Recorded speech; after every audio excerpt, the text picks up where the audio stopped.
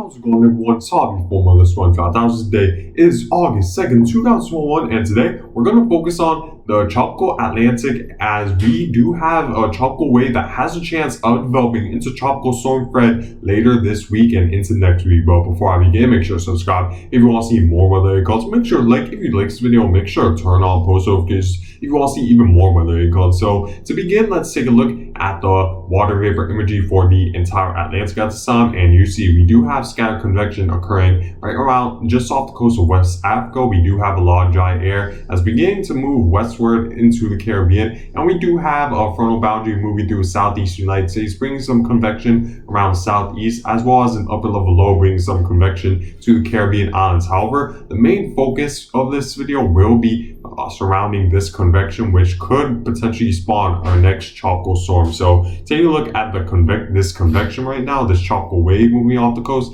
you see that the convection and the thunderstorm activity is very scattered and isolated at times. So there isn't really a very organized or well-defined low pressure system within all of this convection. So as a result, the chance of tropical cyclone development is currently pretty much impossible without a well-defined low pressure system. However, that could change if we do see enough convection occur around a very low pressure system, and we could see maybe an inner core or a center of circulation embedded in one of these thunderstorms, which could potentially spawn tropical storm Fred. You see that the thunder showers are scattered all around, not much convection circulating around one area, and not a lot, which means less energy circulating around one area, which means that it can't really accelerate the convection process to develop a potential tropical storm. If we were to take a look at the northern side of the storm, there's a lot of dry air that's going to entrain this storm and a lot of thunderstorm activity,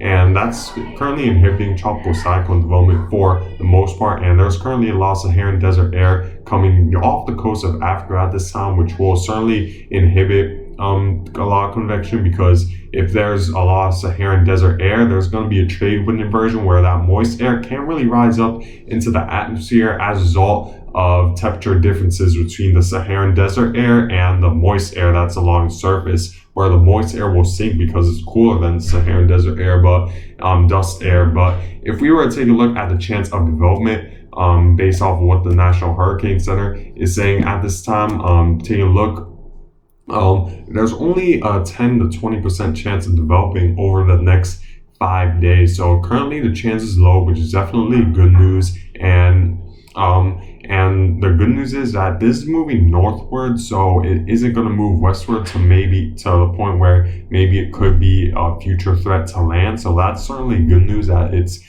taking on this northward track, but it could maybe affect the Cape Verde Islands. And this might not be the only tropical disturbance we're going to watch, because there could be another tropical disturbance coming off the west coast of Africa. So we need to keep a close eye on that. And this, again, since the chance increases headed more into the long-term future, there could be a chance that the chance of development rises as we head more and more into the future. So we can't rule out that possibility, even though the chance of tropical cyclone development is currently low. Now, taking a look at the current radar for the entire United States, the North Atlantic region at this time, you're going to see that GFS is leaning on developing some sort of well-defined low pressure system as it's taking a northward track into the open Atlantic, into Cape Verde Islands. And then we're going to see another rain band move just off the coast of West Africa at this time. So that's certainly something we need to keep in mind for our next potential tropical cyclone. And the European as well is taking at least some sort of cyclonic vorticity with this low pressure system. So there could be a chance we could see tropical storm Fred, while the chance remains low as a result of the sea surface temperatures and the dry air. There could still be a chance, as you see, the European does bring a little bit of convection, and with this next low pressure system right after this one, we could see another chance of tropical cyclone development. So that's certainly something we need to keep a close eye on. Taking a look at what the GFS one was saying when it comes to wind shear. The wind shear should be relatively light, which should potentially help this storm develop as just off the coast of the West Atlantic at this time. So taking a look at the 200 millibar wind right now over this storm, you're going to see that the wind shear is going to be relatively light. So there could be a chance of tropical cyclone development as a result of the light wind shear. However, the thing that might be inhibiting this storm is potentially the strong upper level winds. The Saharan desert air and the fact that it's going to be over cooler water temperatures. If I were to show you guys right now, you see the Saharan desert air is currently swallowing up the west coast of Africa at this time. So that's certainly something we need to be aware of when making this forecast. And another thing that's going to be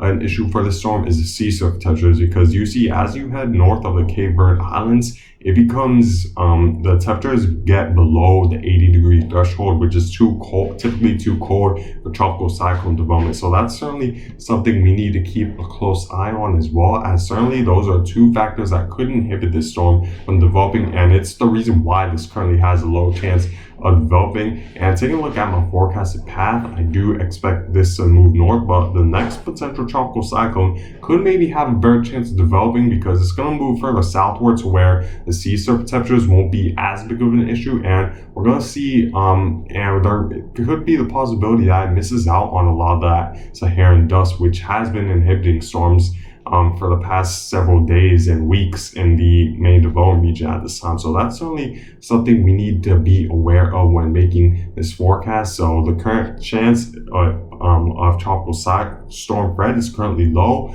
but again, we just need to wait and see depending on how much dry air the storm will entrain, because that'll be important when making this forecast for this storm. And the next tropical cyclone could maybe be a threat we need to keep in mind of sea surface temperatures and everything like that.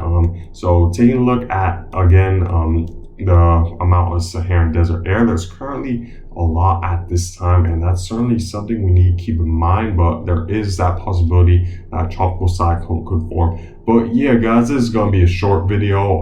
Thank you guys for watching. Make sure to subscribe if you want to see more weather content. Make sure to like if you like this video. Make sure to turn on post notifications if you want to see even more weather content. I hope you guys have a good day.